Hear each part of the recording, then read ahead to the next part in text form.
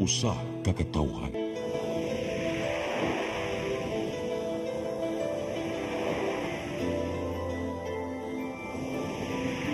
Cebu Catholic Television Network.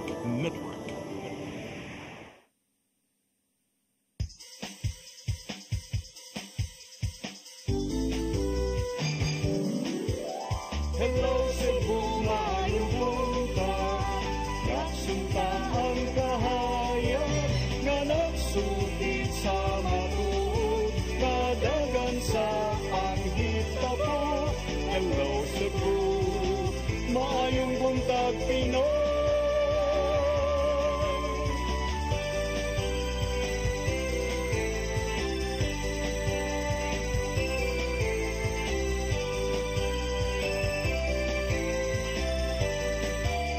Ang katutulungan sa mga katawhan. Hello Cebu, hello Cebu, maayong buntag Pinoy, maayong buntag Pinoy, maayong buntag Pinoy. Hello Cebu, maayong buntag Pinoy. Adlaw karon nga Martes, pitsa 4 sa buwan sa Pebrero tuig 2025. Kami yung mga alagad sa kahanginan. Ako si Maluy Nocando Tabar. Ako si Attorney John Destacamento. Uban ni hangtod sa alas 9 karong buntaga sa itong programa ang Hello Cebu, maayong buntag Pinoy. Ning tumura atong dawaton atong latest weather update. Gikas pag-asa Mactan, Miss Ana Dumdum, maayong buntag. Ma'am Ana, good morning. Ma'am. Yes. May buntag, makinatong weather forecast karon adlaw. Ang hanging amihan nagapektar ngadto sa northern ug sa central Luzon ug ang easterlies padayon po nagapektar sa nabiling bahin sa nasod laki pa diri Central Visayas. So what ay gina-monitor nga LPR bagyo duol sa atong area of responsibility karong adlaw ang even sa sunod pang mga adlaw.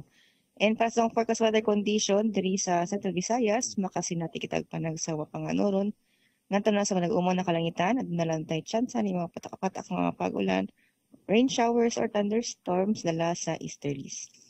Para sa hangin ug kadagatan, hinay ngadto sa kasarangan nga hangin gikan sa amin ng sidlakan, magapasulabi ug ang kadagatan malinawag ngadto sa kasarangan. Ing diri sa Sugbo ang kadagatan na ay paghuna sa alas 8:39 sa pamuntagon ug motaob alas 2:53 sa kaponon. Nagpe-forecast na sa 26 to 31 degrees Celsius. And ang haring adlaw, masalog alas 5:49 sa kaponon. Dili lang kukutob kini si Ana Dumdum ikan diri sa Diwas ti Pag-asa Mactan. May buntag, daghang salamat. Daghang salamat Miss Ana Dumdum. May buntag ni tanan dinas Pag-asa Mactan. Karon aritas tong front pages sa mga pamantalaang lokal ug nasyonal atong sugdan sa Sunstar Daily. Sa Sunstar Daily, Cebu City to re-implement waste segregation policy. Sa Super Balita, nangawat aron ibayad sa utang. Sa The Freeman, CBRT study to be updated amid its ongoing implementation. Sa Banat News, tulisan nakasakay og eroplano. Sa Philippine Daily Inquirer, Big Biz Group joins call to stop 200 pesos wage hike. Sa The Philippine Star, DA declares food security emergency. Sa Manila Bulletin, Supreme Court tackles 89.9 billion pesos PhilHealth fund transfer. Ug sa Tempo, trapped in fire. Family of 4 dead in Balanga City blaze. Mao gatong front pages sa mga pamantalaang lokal ug nasyonal. Sa mong pagbalik ka maipadangat kaninyo mga balita nga nahipo sa itong kaubanan sa CCTN News and Public Affairs team. Please stand by. Hello Cebu, hello Cebu, maayong buntag Pinoy, maayong buntag Pinoy, maayong buntag Pinoy. Discover the beauty of the Philippines.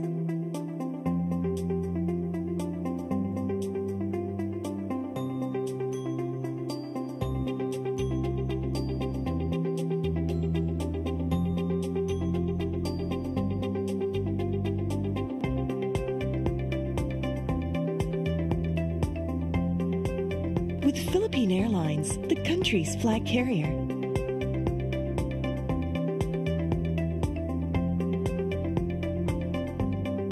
the airline that lets you feel the warmth of the nation.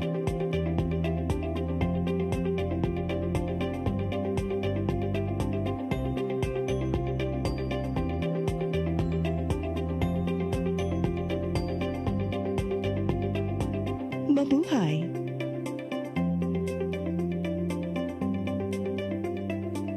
Welcome to CCLEX, the future of toll bridges, where safety, convenience, and cutting-edge technology come together seamlessly.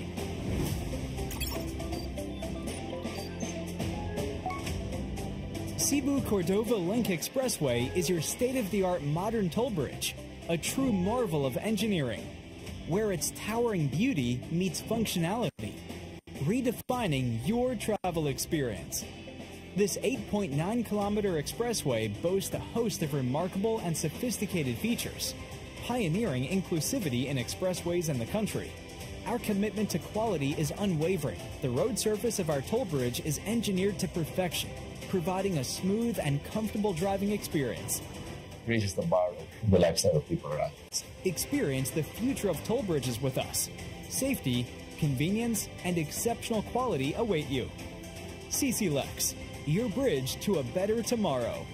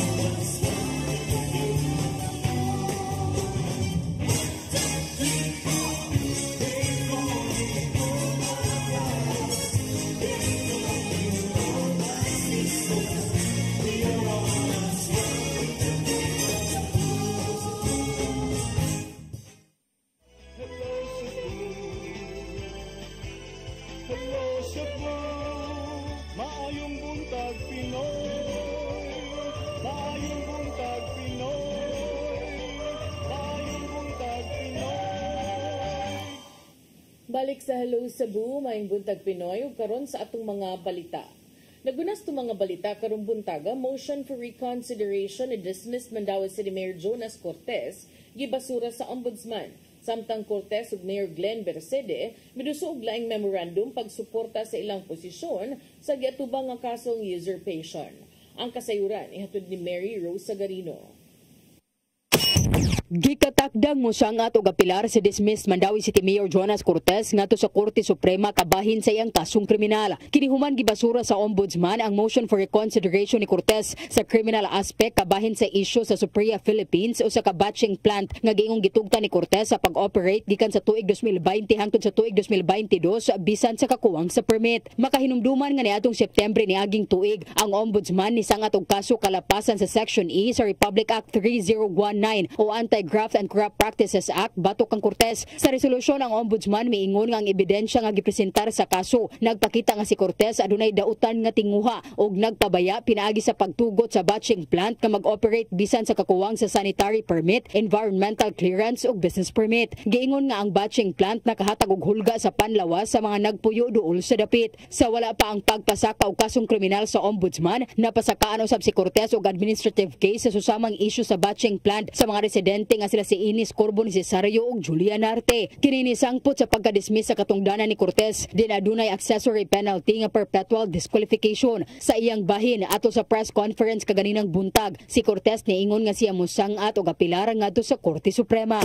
Because we have seen that the Supreme Court is an institution na nagpabilin na impartial. And it remains beyond political influence.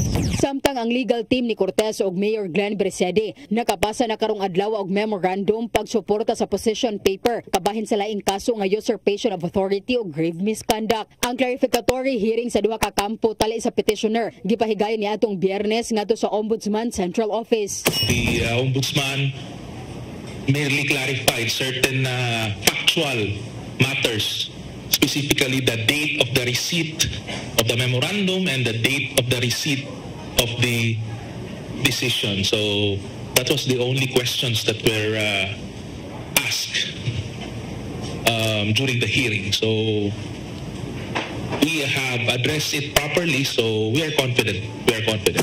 Ang usurpation gisangat sa mga residente sa Mandawi nga sila si Karina Labo sa Barangay Pagsabungan ug Lea May Menyoza sa Barangay Lower Tabuk. Sila ni pasangil kang Bersede og Cortez og usurpation of grave misconduct dihang matud pagitugtan ni Bersede. Si Cortez nga makapadayon sa pag-alagad isip mayor bisan matud pa sa gipatuman nga suspension sa Ombudsman.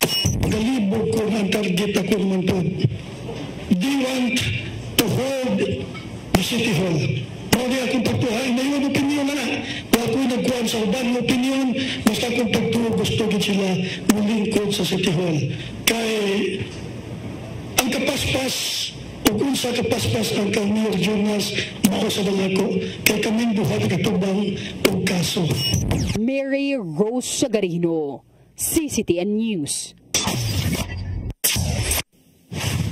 Sa laing bahin, Mayor Raymond Alvin Garcia ni mando sa mga department heads nga isigurong mahatag sa tukmang panahon ang sweldo sa ilang mga trabahante.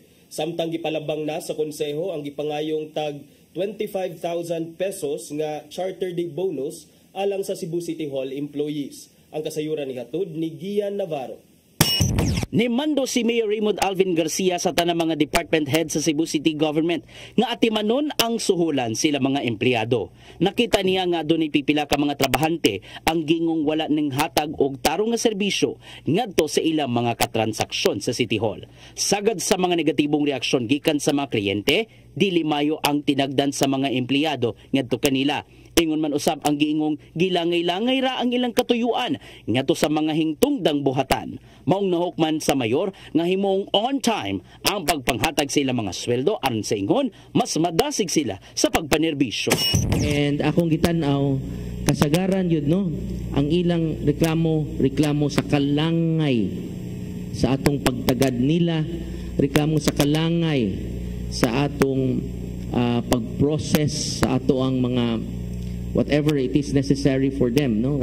Alang ni Garcia, pinagi sa paghatag og saktong serbisyo ngadto sa mga empleyado, hayan makadasig usab sila sa pagtabang ngadto sa isig kasugbuanon. Ang isyu sa sweldo may nakita sa mayor nga usa sa mga hinungdan nganong low moral ang ilang mga empleyado sa matag adlaw. Although gamay ra na sila, it is important that we take it into consideration and we take it into mind so that we can improve our services. Samtang giduso na sa mayor ngadto sa konseho ang gipangayong tag 25,000 pesos nga Charter Day bonus ngadto sa mga empleyado sa City Hall. Sumapa niya nga among kantidad susama usab sa gihatag bonus sa miaging tuig ug sa miaging administrasyon. Apan mag-agad ra gyud sila sa mamahimong sugyot gikan mismo sa konseho karon ipalabang na ang pangayoong pundo. Naghimo na kog announcement nga ang bonus sa Charter Day is 25,000. Pero muna gina nga sana all muna nga muagi pa na sa City Council. So ang City Council na ibahala o pataas, pamubo or maintain. Regular and casual. JO, their usual tingali mga 5,000. Ian Navarro, CCTN News. Sa laing bahin pagsumpo sa mga pogo sa nasod hingusgan pa sa kadagkuan sa National Bureau of Investigation o sa silang gisubay ang posibleng koneksyon sa pagpangispiya sa seguridad sa nasod. Ang kasayuran ihatod ni Gian Navarro. Karong illegal na ang Philippine Offshore Gaming Operations kun Pogo. Pakusgan pa sa National Bureau of Investigation ang pagsumpo nini sa managlaing bahin sa nasod. Nakita ni NBI Director Retired Judge Jaime Santiago nga posibleng adunay kalambigitan ng Pogo sa pagpang-espiya sa seguridad sa nasod. Ilabi na nga sagad sa mga nasakpang nalambigit sa maong illegal nga negosyo, mga langyaw. Nimbaguhay lang, nakasikop ang NBI o pipila ka Chinese national sa kauluan, human gipasangin lang ng espiya sa nasod. Samtang na-recover sa mga otoridad ang mga underwater drone gikan sa managlaing bahin sa nasod nga gituohang gipanag-iya sa China. Usa sa ilang gisubay, mao ang girumbong Pogo Hub sa Dakbayan sa Lapu-Lapu nitong September diin, di usab na himutang ang Naval Forces Central. Niyan ang panahona, moabot sa 16 ka mga langyaw ang nangasikop human gi-corner sa mga operatiba sa NBI o Presidential Office Against Crime and Corruption. Nag-report na sa akin si Abis regarding that matter. Ano muna yun, confidential muna, no? Because this is an ongoing investigation. Yes, hindi natutulog ang ating mga field officers, operatives, hindi natutulog, manmanan itong lahat ng bagay na ito para maging safe ang inyong bayan. Itiklaran ng illegal ang Pogo, pinaagi ni Presidente Ferdinand Bongbong Marcos Jr. human kinihingpit kagipahunong niadtong tuig 2024. Nisangput kini sa paglusad sa task force aron pagpahunong na sa bisan unsang Pogo operations sa nasod.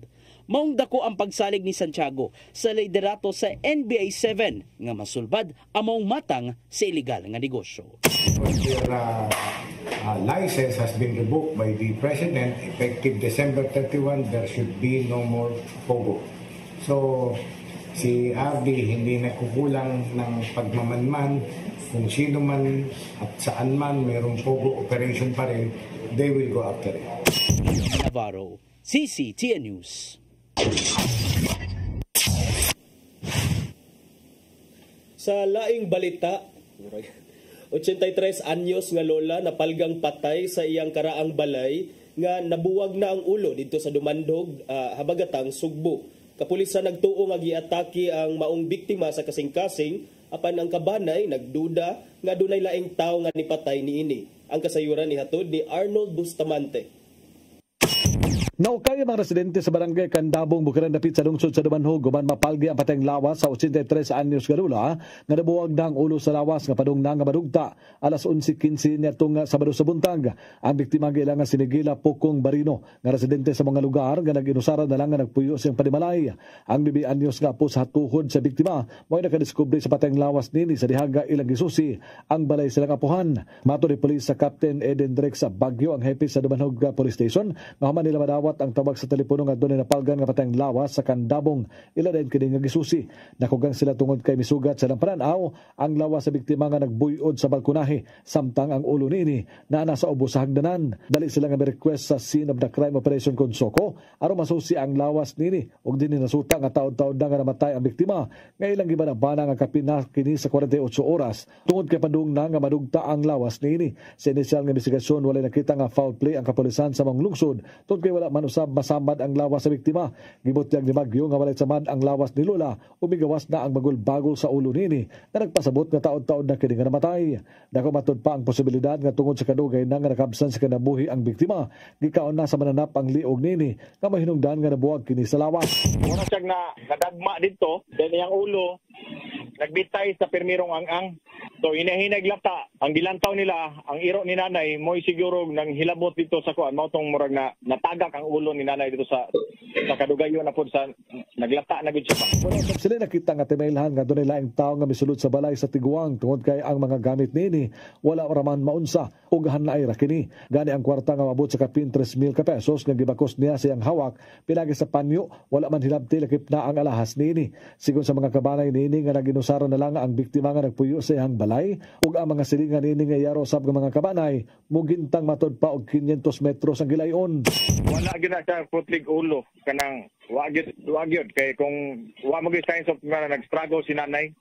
Mura lang siya na nagtakilid ba nga natumba lang gid siya ba. Then sa kalata sa lawas ug naay mga iro niya dito muraga mao mura nakakit-kit ditong dapita sa iyang liog dapit na murag mao ni natagak ang iyang ulo paingon dito sa ground. Wala pa hinuon hingpit nga mosira silang investigasyon ng kapulisan sa Lubanhog kay alang ni Bagyo nga bisan mibutyag na ang soko nga wala sila nakitang foul play. Apan nagpadayon paghapon sila silang ipakisusi. Gidugang ni Bagyo nga wala nila wada ang ubang posibilidad kadto nila ang tao ang mihimo sa krimen. Katungod ani mudusad sila glawom nga investigasyon. Awag lang sa Lubanhog PNP nga likayan ang pag-share sa mga post diha sa social media nga dili validated. Sanglit magahatag lang kini og kahadlok sa katawhan. Gipabalik ni Bagyo ang mga investigador sa balay sa biktima aron mokuha og dugang mga ebidensya na makasiguro kung unsa gyud ang namatyan sa 83 anyos nga lola. Arnold Bustamante, CCTV.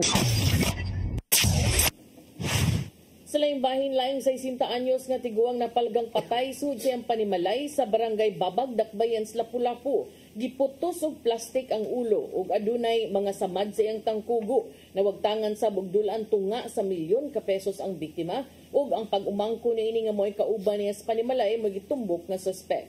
Ang kasayuran ihatod ni Crystal Joy Felerca. Wala na'y kinabuhi o giputos na sa plastik ang ulo sa usa ka 60 anyos nga babay sa dihang napalgan kini siyang anak sulod siyang kwarto ni adtong Sabado sa alas 11:30 sa buntag. Ang biktima residente sa Timpolok Beauty in the Sky Barangay Babag, Dakbayan sa Lapu-Lapu. Usa kini ka negosyante og ang pagsuplay og karne sa merkado mo'y negosyo niini. Base sa gipahigayong investigasyon sa kapulisan sa Lapu-Lapu, ang suspect mao ang 24 anyos nga pag-umangko niini kinsa mo'y motabang sa iyang negosyo. Matod ni Barangay Kapitan Luigi Manayon sa Barangay Babag, kinsa mo'y unang nakadawat sa mong impormasyon nga ang usa ka anak ug ang pag-umangkon sa biktima mao'y kuyog niini nga nagpuyo sa ilang panimay. Pag-abot sa anak sa biktima sa ilang panimalay ni adtong adlawng Sabado, wala diha ang sakyanan sa iyang inahan maong nagdahom kini nga nilakaw. Apan sa dihang aduna kini kuhaon nga gamit sa kwarto sa iyang inahan, didto na niya nasuta ang patayng lawas niini. Pagkatay na sila nga nag-charge ang cellphone niya, dili usual na buhaton sa iyang mama nga basta mulakaw. Kanang ito yun ang cellphone. Ya karon paglili to aman nakita ang tail sa mama. Apan ni adtong Biyernes, usa ka adlaw sa wa pa napalgan ang lawas sa maong senior citizen, nakitaan pa sa mga silingan ang biktima nga gitudloan sa pagdrive og sakyanan ang suspect. Apan pasado alas 3 sa hapon ni anang adlaw, ang suspect ni gawas sa panimay ug padung kining mulakaw. Matod ni Police Lieutenant Colonel Christian Torres, ang spokesperson sa Lapu-Lapu City Police Office, nga nasugatan ang suspect sa iyang half-sister og gipangutana asa kini padung. Mitubag lang ang suspect nga mulakaw sila sa biktima nga iyang gitawag nga nanay. Apan pila ka minuto sa wa pa makit-i sa half-sister ang suspect, daan na siya nakadungog og mga paglagubo. Based sa affidavit nga i-execute aning atong witness kaniyang half-sister nga nakadungog siya lagubo sa taas prior siya na istorya niya igsoon nga padung lakaw. Nakuha sa CCTV footage sa Barangay Babag ang pagsakay sa suspect sa sakyanan nga gipanag-iya sa biktima ug nasubay nga didto kini gipark sa Mactan Cebu International Airport. Ang mga manifesto sa nakuha na to is nisakay din siya padung Manila. Aeroplano gid siya. Nakita yun ang manifesto. Nisakay siya alas 10 pasado sa gabi going to Manila. Then meaning is nagina is sign of guilt gina yung light is sign of guilt. Sa resulta sa autopsy sa lawas sa biktima, aphasia due to strangulation ang gikamatyan niini ug nakita nga aduna kini mga samad sa tangkugo ug sa iyang mga bukton. Sa gitan-aw nga motibo sa kapulisan, posibleng pagpangawat lang mo itumong sa suspect tungod kay nawala ang dulan tunga sa milyon nga kwarta sa biktima apan posibleng naalanganin kini hinungdan nga iya kining napatay. Every end of the month kato 31 mo to nitabo, meaning ato nakakolekta gid ang iyang mama sa merkado mo kabat kinyo og 500,000 every month. So ang rebo wala mo ginabili nito sa gamay. Kasong robbery with homicide ang ipasaka batok sa suspect nga hangtod karon padayon pang gipangita. Crystal Joy Felerca, CCTN News. Mga katong mga balita nga nahipo sa itong kaubanan sa CCTN News and Public Affairs. Inyo katong nakita kagahapon sa mga balita sa Sairi 47. Unya, balik lang ta attorney kay na piki naman gamay. Dako-dako na gid ay. Sa among pagbalik mga pag-isgot-isgot, please stand by. Hello Cebu, maayong buntag Pinoy, maayong buntag Pinoy, maayong buntag Pinoy. Discover the beauty of the Philippines.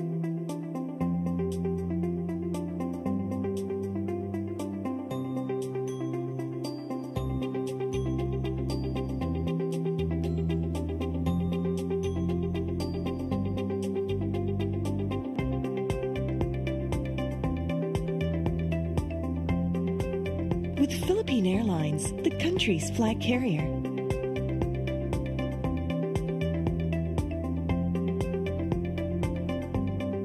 The airline that lets you feel the warmth of the nation.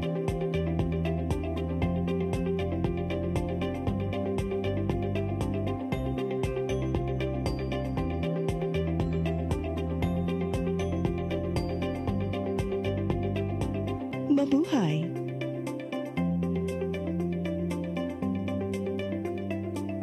Welcome to CCLEX, the future of toll bridges, where safety, convenience, and cutting-edge technology come together seamlessly.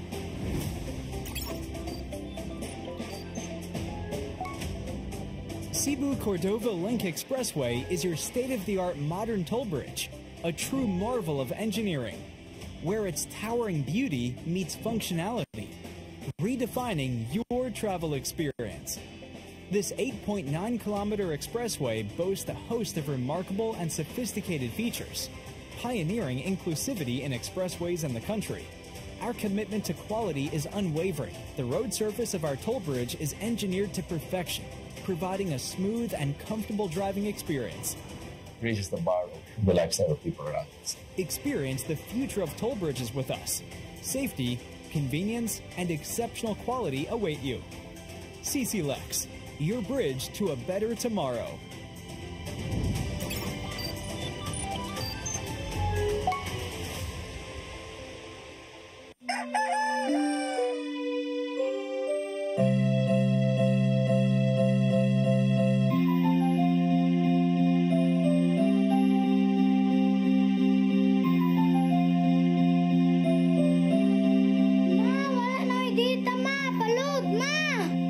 Sorry ma'am, na-late ko.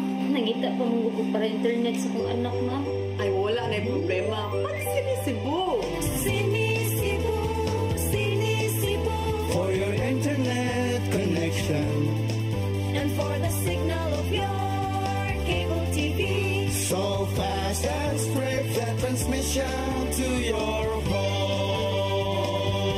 Sinisibo, sinisibo, sinisibo. Offers you to have fiber optics. For your viewing experience, perfect and clear, so fine. So great and affordable for you to enjoy. Sinisibo. Cebu Television Network Incorporated offers fiber to the home broadband internet bundled with fiber to the home cable TV connection. Cebu Television Network Incorporated with its operation in Metro Cebu and the whole province of Cebu soon. And affordable for you to enjoy. Cebu.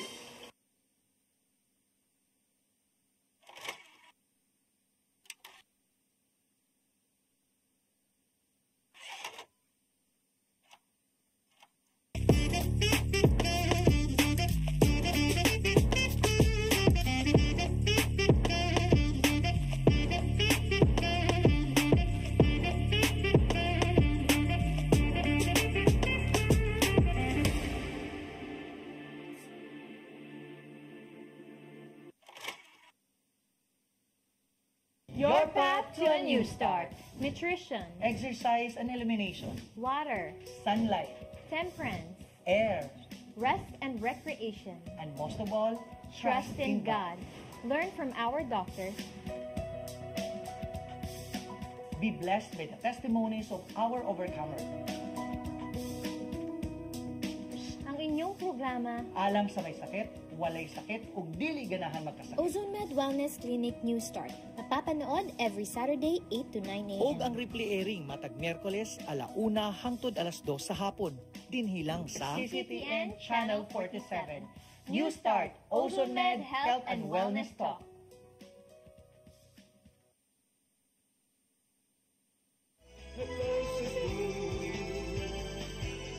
Hello Cebu, maayong buntag Pinoy, maayong buntag Pinoy, maayong buntag Pinoy. Balik ta sa Hello Cebu, maing buntag Pinoy. Arita sa tong paghisgot-hisgot partner. Gusto ni mo hisgutan katong kuan? Eleksyon, atong unahon ng eleksyon kay hapit na. Kuan, ikaw man sa sinulog, ang uban di ra kay naman ng baling anang Valentines. Ari nas bago pa. Mas excited sila sa eleksyon ko no. Labi na tong mga wipa. Ay mga Paris. Pero kini tungod kay ang Commission on Elections ni approve na sa pag-conduct kuno of warrantless arrest by law enforcers atul sa mga insidente sa vote buying, vote selling, and abuse of state resources. Aron kuno to curb the commission of such activities aron mapugngan ang mga susamang mga kalihukan labi na sa nagkaduol nga May midterm elections. Ubos sa resolution number 11104, ang COMELEC miingon nga law enforcement personnel may arrest individuals engaged in vote buying, vote selling, or ASRs, bago sa nasa, mura sa ASMR. Mukbang naman din. Mura sa mukbang. Abuse of state resources, even without a warrant of arrest. Any law officer may, without a warrant, arrest a person when in his or her presence, the person to be arrested has committed, is actually committing, or is attempting to commit the election offense of vote buying and vote selling or acts constituting ASR. The person arrested without a warrant shall be forthwith delivered to the nearest police station or jail and shall be proceeded against. Question, attorney. Sala. Good morning din ha ni Sir Casti. Good morning, Sir Casti. Good morning, Sir Guji. Guhilde, Sir Guhilde, Sir Kadungo, Sir Sarno, kompleto. Pero question, attorney. Di ba dugay naman nga okay kang mo dako? Exactly. Mo na kong point partner. It's not actually something new. Lagi na ibong ko ba nga nang nipagalas pa man mo ani nga katong dinhi pa tong sa time ni Mayor Tammy Usmeña na yung taon to yung mga SK nga nagliga. Padayon na to ilang liga kay dili man to sila kanang kandidato. Yeah. Di sila kandidato. City man tong election, di man to barangay. Nagliga sila, nag-awarding sila. Pag awarding nila, gidakop sila kay vote buying kuno. At that time. But what was the offense committed? Vote buying kuno. Vote buying. Okay. Tanggong spisuhan. So, katong time, daghan man sa taong mahadlok sa pulis atong panahon na kay mao man tong panahon na nga taod-taod checkpoint, grabe kay atong police visibility. Yeah. So naibong ko nganong karon pa man na inilugwa ngayon ani nga COMELEC resolution ang COMELEC nga kaniadto pa man practice. Yeah, I think kining resolution partner is more on for emphasis lang because what is in the katong imong gibasa ganina, that is already what is being done. Like kaning bisan pag walay election or naay election, any law enforcement officer sa kapulis or bisag kinsa nga tinugyanan sa balaod pwede gani concerned citizen lang nagi citizens arrest nga in his presence do na dihay tao nga bag-o lang ni commit sa crime or kasamtangang ni commit sa crime or padong mo commit sa crime which is vote buying, pwede na niya dakpon because man gitawag og in flagrante delicto. Caught in the act. But akong question ana, how also do you prove nga padung pa ug magkupot lang day kog kwarta? Pero nagdakog sampol balot. Kay kanang gitagaan man ko. Nagkupot kog kwarta kay padung ko mo palit og quick nya oy vote buying ka. Kay kinahanglan ba sa i-prove nimo nga there is an intention to really buy or to really sell your vote. Kay dili lang sa draba ang Hala, sa draba yung kanumdum vote ako ani selling. oy. Kanumdum ko ani nga kandidato murag sa mabulo ni ko na sayo. Sa paan gibutang 500. Gibutang puso para sa mga lula ug lulo kay gutom kuno sila nya na 500 sa ilaw.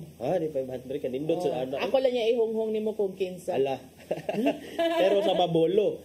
Nabay ngoyong. Dili man ni barangay. Sing parang palit og ngoyong kun dili. Basi daghan nag ngoyong anang 500 oy. Pero kaniba, ining kung lagi ko ato nang i-highlight and then kung tumanon yun sa atong mga kapulisan, mahuga ang suman ang tanan niya or palakasay na lang, paduulay na lang sa luwag. Kay kanibiyang mo yung kag-vote buying, it does not only constitute money, di ba? Yes. Apil lang food.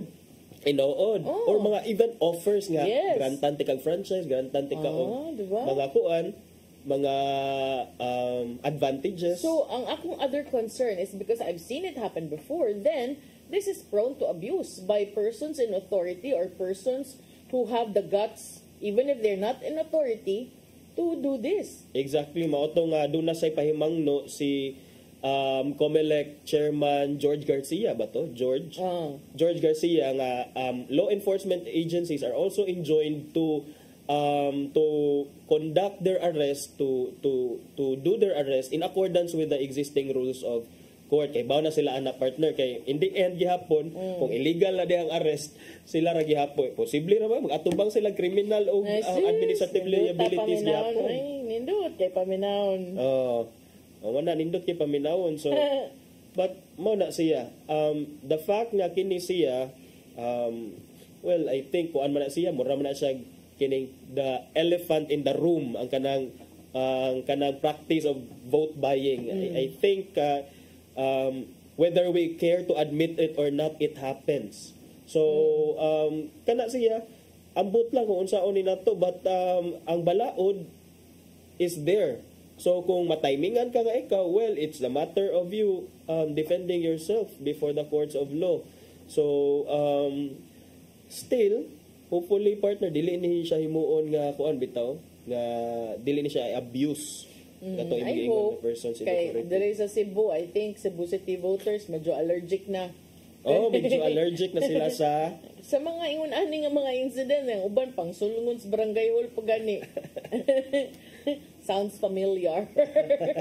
Grabe anong pagsulungon sa election pero so mao siguro na and then i-prove man yun lang gihapon na later on so make sure nga kamo nga ng arrest diha na substantiated inyong arrest. Doon na mo'y mga ebidensya nga nakuha. Mga ito giingon, ang kwarta, dayon, ang katong mga sample ballots ko no, mautoy mga pangkwaon kay parang himuong ebidensya. But I don't know, unsaon sa ni siya kay mahug magkuan lagi, paduulay na lang sa luwag or palakasay. Gulat-gulat na lang yun. Gulat-gulat. So muna siya ang latest karon sa COMELEC kanang mga ingon anang update. Sige, atong tan-aw no as election nears. I'm pretty sure nga nagiuban nga pahimoslan gyud ni nga resolution. They will use it to their advantage, especially in highly contested areas. Kay kung wa kay kontra daw budlay maglakaw-lakaw. Samot na. Murag usa ra ako na ilan siguro because of proximity nga way kontra pero nagsige gyapon adto sa distrito. Kinsa man na partner? Ako lang yung ihungong sa niya. Ihungong lang siya kay kung ano ba ron election season. So mauna siya.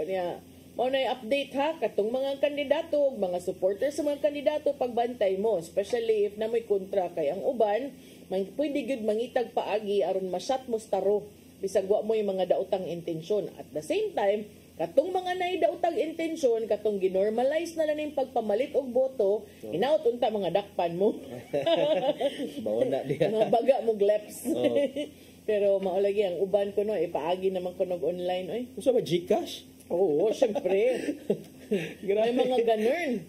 Basta yun niya, on top sa kaning kuan, ang purok leader, on top sa kaning pangan sa kuan, butante, kay naasad ang kuan, cellphone number, ang GCash number. Trabaho niya ko GCash just so that I could get access to kanang an increase in transactions during elections. Grabe.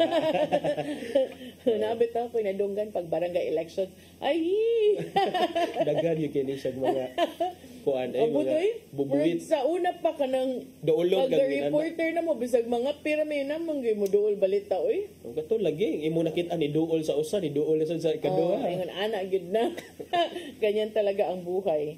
Murag naanad na lang siguro imong senses as a reporter. The nose for news. Yes. Di na siguro na mawagtang. Yeah, sa pailain nato dihang. Ay tas laing hisgutanan kay ni tiurok man kuno oy ang trust rating ni Presidente Bongbong Marcos ug ni Vice Presidente Sara Duterte ngano man tungod ka ni kay ang unity dili na united. Mo na pila man diya padayon kuno nga ni decline sa nagkasunod nga mga buwan no base sa labing uwahay nga social weather stations SWS survey commissioned and released by Strat-Based Group ni adtong Lunes. Ang SWS survey ni pakita nga ang two highest government officials sa nasud started the year on equal footing. Si Marcos, 50% much trust rating, samtang si Duterte scored a 49% much trust rating. Ang resulta sa survey nga gipahigayon gikan sa Enero 17 ngadto sa Enero 20 nagpakita nga ang trust rating sa presidente has been declining since last year. From 64% in July 2024 nahimo ning 57 pag Septembre ni dahili pagyud ni dahili ni us-us pagyud og 54 sa December 24. Sa labing uwahay nga survey, ang trust rating ni Marcos was the highest in Luzon, outside of Manila 60%, gisundan sa Metro Manila 52%, Visayas 44%, and Mindanao 37%. Samtang ang trust ratings ni Duterte has also been on a downward slide since last year. From 65% in July 2024, it dropped to 55% in September 2024, and then down to 52% in December 2024. Sa latest survey, ang trust rating for Duterte was highest in Mindanao as expected, 78%, followed by Visayas 55%, Metro Manila 36%, and Luzon outside of Manila 33%. Ang survey dunay 1/8 respondents nationwide with a margin of error of plus or minus 2%. So ato ning atangan puhon kung unsay mahitabo na sa niya ani, especially kay inighuman sa midterm elections. Kinsay manglayat, kinsay mamali, kinsay mo mugara na pod kay naalain-lain man na mo man nagingon nga in every season na good season for everything. Tinuod partner. Anya kaning sa declining trust ratings nila, of course dili man jud na ma-capture sa poll or sa survey kung unsa gyud ang specific nga reason kay na ang generic naman dito ang pangutana nga do you still trust or blah blah blah blah blah blah, wala may rason, but we can only surmise kay ang timing ani kanus ani gi-conduct January 17 to January 20, and then even before this previously katong gipangsulti ni partner ganina mga kaigsuonan nga sige na diay og decline even from last year na, and then ato mang madumduman nga last year grabe ka ito ang ilang panagbangi tali nilang Presidente Bongbong Marcos, or naabot pa gani sa point nga murag nagbinatuay na sila og mga sakit nga mga pulong nga kuan ako no beyond repair na kuno ang ilahang relasyon. So mura sila og kining both of them are hurt by kaning mga panghitabo sa ilahang political careers, and rightly so considering nga kato ganina gibasa nimo ang pinakagamay nga trust ni Marcos nakuha niya 37% lamang didto sa Mindanao, which is ang baluarte sa mga Duterte. Ya pinakadako niya didto sa Manila. So sakto to imong giingon, I agree partner, unsa na sagkaha ang landscape, unsa na sagkaha ang kuan sa mga surveys panahon aning mahumaning elections, unsa na sa composition sa lower house ug sa Senate, kay let's face it maka-affect gyapon na sa 2028 nga elections composition. And then related anak partner ambot na kun do na ba kay hisgutan ako lang lakbitan kay gagahapon gusto tanin ako lakbitan nga si Vice President Sara Duterte seryoso lagi siya sa 2028. Dugay naman gina siyang seryoso. Kato lang pag last, walang sinidayon mo bitaw to nga daghan sad na ingon nga ikaw na unta bitaw to nya nganong wala ka. So hopefully karon kung moingon nga serious pero sa history sa mga nanagan pagka presidente maka-remember ko na tong kang Gloria sa una dito sa Baguio nga dugay niya gi-announce batong gi-announce wa pa dayon niya gi-announce na surprise lang, like you cannot really dili nimo makuan ba, dili ka makasure yun nga mudagan ba siya until and unless nga ni file lagi sa certificate of candidacy. Because nakakuan mo nakasuway naman gud atong nahitabo siyang papa nga best in hata-hata ba. Unya it worked tara ba, kay usahay sad kani ilang buhaton kay to test the waters partner para survey makarga kunuhay sila unya dayon ma-feel nila nga okay mao ni ang pulso sa masa after the survey. So well tan-aw na to sad kung unsa kay kung panimo dugay naman na siya nga plano niya nga siya gyud kay pag 2022 kung modayon to siya. Igawas na biya niyang name pag 2022. Yes. As a viable candidate. So mao na siya partner atong atangan. But normally partner sa imuhang pag obserbar sa kaning mga trust ratings sa presidente o vice president, do these trust ratings normally decline midway into their administration? Depende sa katumanggod sa ilahang kang Duterte o kang Lenny nga mao'y gisundan ani nila lahi manggud to. So depende pod kaning ilaha karon dako kay nga factor ilang away-away samok ba. Samok ka ng mga tao. So kana siya. And then napamtay gamay nga time partner. Dunay balaod nun day partner nga ni gain na ni siya og footing diha sa lower house ang kuan ni siya ang counterpart bill gikan sa Senate kay ang Senate doon na may bill nga nahimo ang Senate to legislate a 200 peso increase, wage increase sa sweldo sa mga mamumuo dinhi sa Pilipinas. So this is a legislated wage increase pasabot ani kay wala ni siya nag-agi atong traditional nga mode nga naa sa labor code nato nga paagi sa mga dili paagi sa Regional Tripartite Wages and Productivity Board, but rather it's the Congress as our legislative body maoy ni gusto mo implement sa 200 mo I believe across the board yun siya kay 200 nationwide man. Pero gibabaga na nigsugod sa Philippine Chamber of Commerce and Industry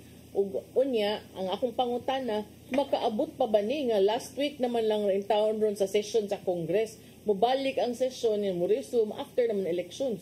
Correct. So si Revilla nga mao'y nag-usa kuno sa mga authors dito sa Senate nga version, malaumon kay ingon siya napakunoy at least na 4 ingon ka nga 5 na lang. 3 days na lang. 3 days na lang yun di ay.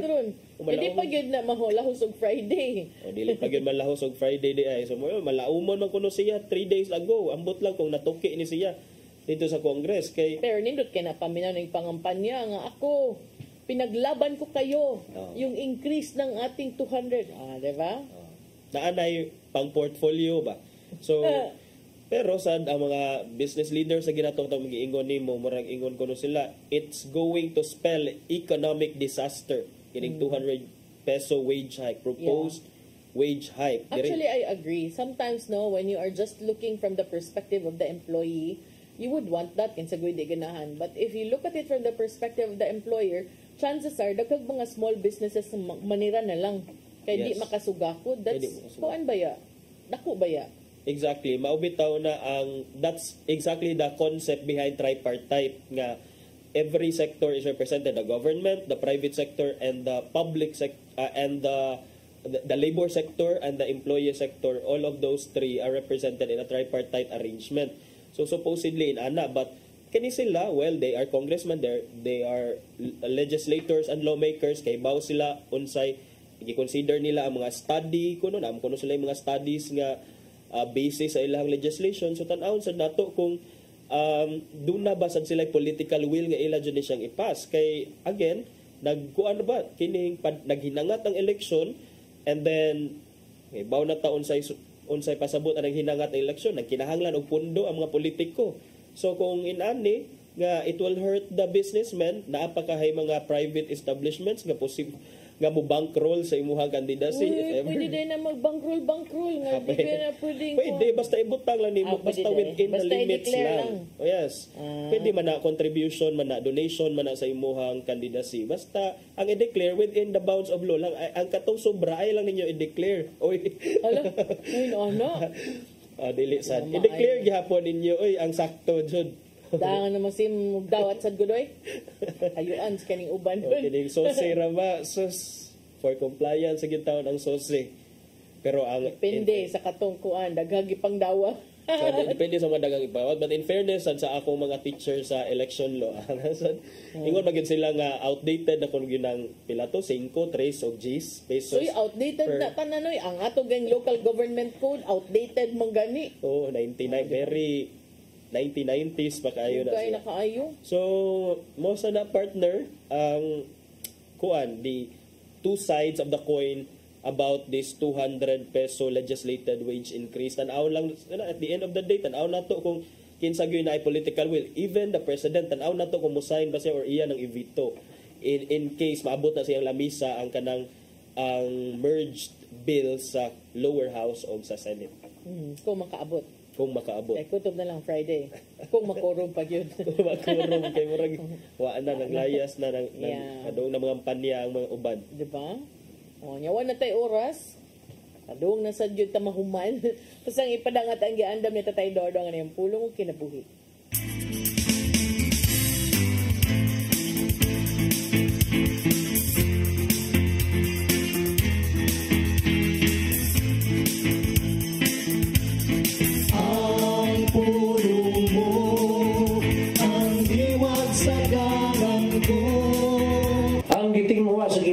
Gikan kanato mao ang atong pagtuo. Ang tao nga may pagtuo misalig kang Hesus. Sa Marcos 6:4-5 ato kining mabasa.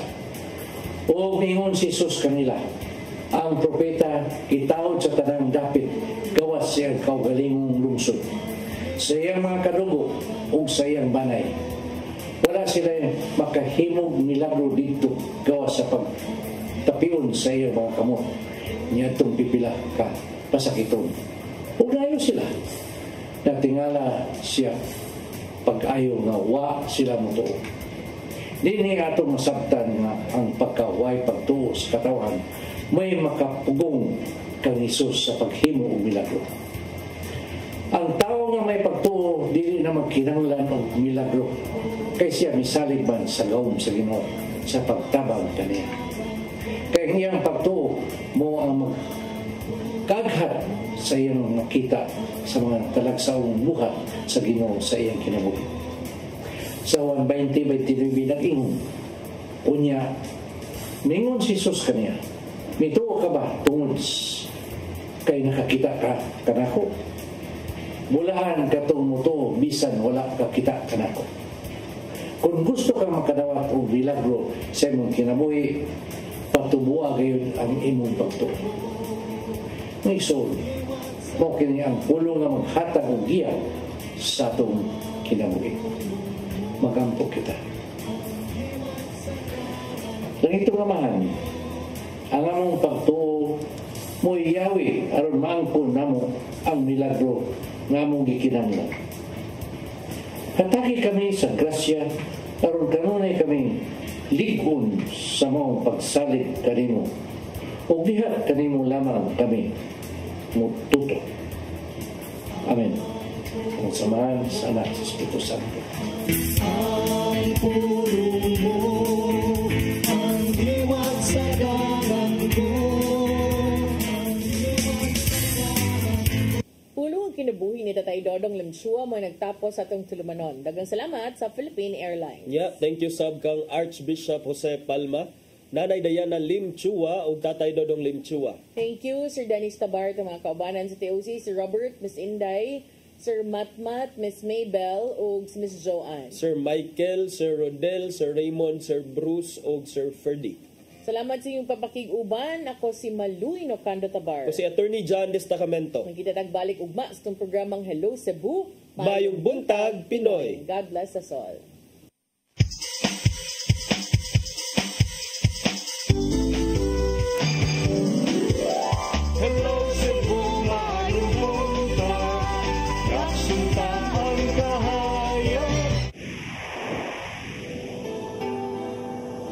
Usa ka pagtuo. Usa ka tingog. Usa ka